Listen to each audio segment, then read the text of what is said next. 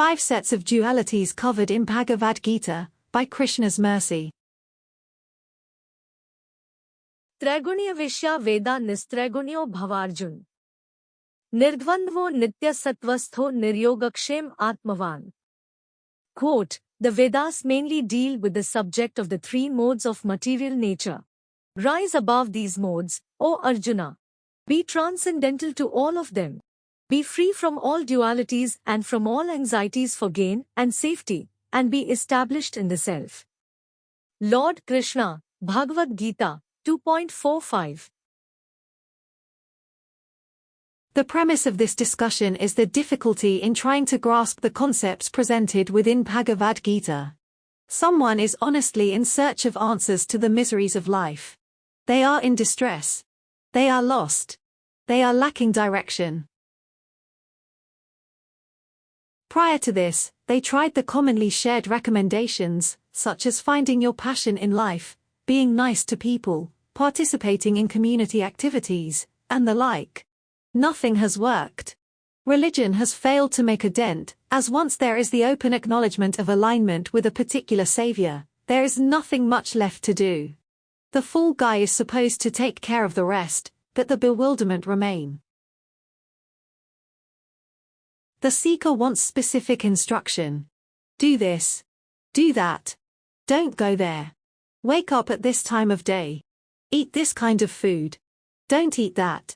In the sudden onset of difficulty, such as dealing with contemporaries, the seeker wants to know the best course of action. Fight or flight. Proceed or retreat. Of the popular books of religion, Bhagavad-gita is more philosophical in nature. One could say that it is entirely philosophical. Is the aforementioned seeker out of luck, then? Will they not find appropriate answers in that conversation? Should they turn elsewhere for inspiration and direct guidance? The premise of the conversation between Krishna and Arjuna might not align with what someone is seeking, but the subject matter encompasses all conditions and all situations. Since Sri Krishna is the Supreme Personality of Godhead, the wisdom he shares is equally relevant to every person, irrespective of their class or position in life.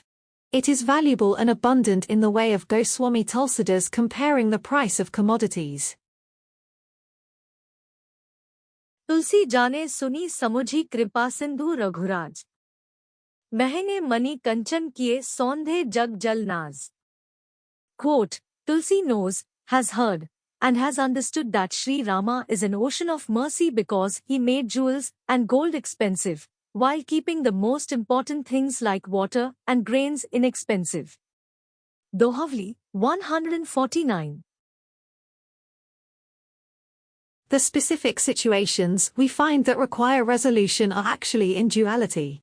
Bhagavad-gita and the Vedic tradition aligning with the interests of Sri Krishna are for rising above duality. We are so fortunate that Krishna identifies the common areas of duality so that we can make assessments along the way, to see if we are making progress in our pursuit of perfection. 1. Happiness and distress. How can happiness be in duality? Why would someone ever choose to be unhappy? Should not the sole objective be constant happiness, to maintain a level of satisfaction such that nothing will interfere? Matra sparshastu kaunte. Shitoshna sukhduha khada. Agma paino nityas. Tans titikshasva bharat. Quote, O son of Kunti, the non-permanent appearance of happiness and distress, and their disappearance in due course, are like the appearance and disappearance of winter and summer seasons. They arise from sense perception, O scion of Bharatha, and one must learn to tolerate them without being disturbed. Lord Krishna, Bhagavad-gita, 2.14.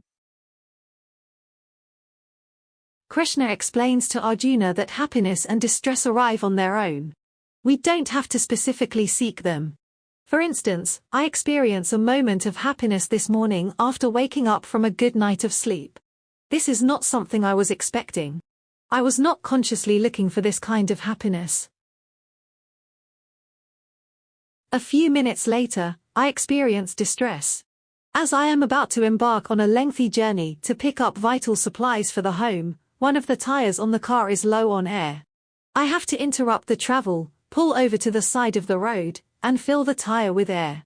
I was not looking for this distress, but it came to me all the same.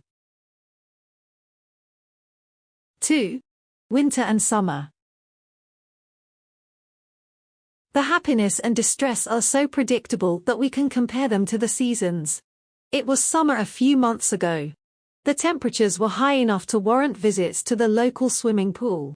Children played games outside, and there was a constant sound of machines cutting grass and whacking weeds.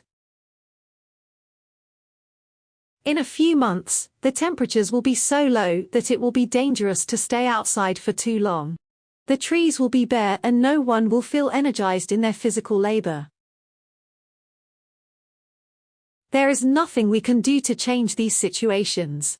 They arrive on a schedule, and happiness and distress follow a similar pattern. 3. Honor and dishonor. One moment I am being praised. I feel so proud of my efforts. It feels nice to be recognized. I now know that my dedicated work and sacrifice were worth it. At another moment I am being cursed. People are really upset with me. I let them down. I did not mean to. I tried my best. I was only following protocol. It does not feel good to hear these abuses lobbed my way. 4. Birth and death. As soon as there is birth, there must be death. The countdown clock begins as soon as the child exits the womb. Sometimes they are not fortunate enough to make it out of the womb. The mother, with the help of a medical professional, exercises her choice in the matter to make sure that the child never sees the light of day. 5. The existent and the non-existent. If these dualities weren't enough to ponder, there is the issue of an existence itself. Just who is it that we are? Why are we always changing? If we must die, then to where will we go? Where were we prior to birth? नास्तो विद्यते भावो नाभावो विद्यते सता उभयोरपि दरिष्टोन्तस्त्वन्योस्ततत्त्वदर्शिभिः. Quote, those who are seers of the truth have concluded that of the non-existent there is no endurance, and of the existent there is no cessation. This seers have concluded by studying the nature of both. Lord Krishna, Bhagavad-gita, 2.16. The teacher of Bhagavad-gita advises to focus only on that which has endurance. The spiritual energy. The animating force within. The living being inside, who is never born. Neither will the living being ever die. There is endurance to the spiritual, but not so with the material. The best advice focuses on that which transcends the aforementioned dualities. Even systems of religion tend to focus on temporary situations, such as rising in stature, both in this life and the next. The cultured human being, who seeks real answers to life's mysteries, tries to rise above the modes of material nature. यावानर्थ उद्पाने सर्वता संप्लुतोदके तावान सर्वेषु वेदेषु ब्राह्मणस्य विजानता. Quote, all purposes that are served by the small pond can at once be served by the great reservoirs of water. Similarly, all the purposes of the Vedas can be served to one who knows the purpose behind them. Lord Krishna, Bhagavad-gita, 2.46. When they understand the ultimate purpose, they know that the many other pieces of instruction are meant to help in reaching the final goal. If that goal is not achieved, if that goal is not even the stated objective, then the individual remains in duality. Since the individual has endurance, since they always exist, their way of living naturally will align with transcendence. In other words, the non-duality of which Krishna speaks is our real Dharma. In closing, happiness and sadness there. Dualities finding everywhere. But I want something more.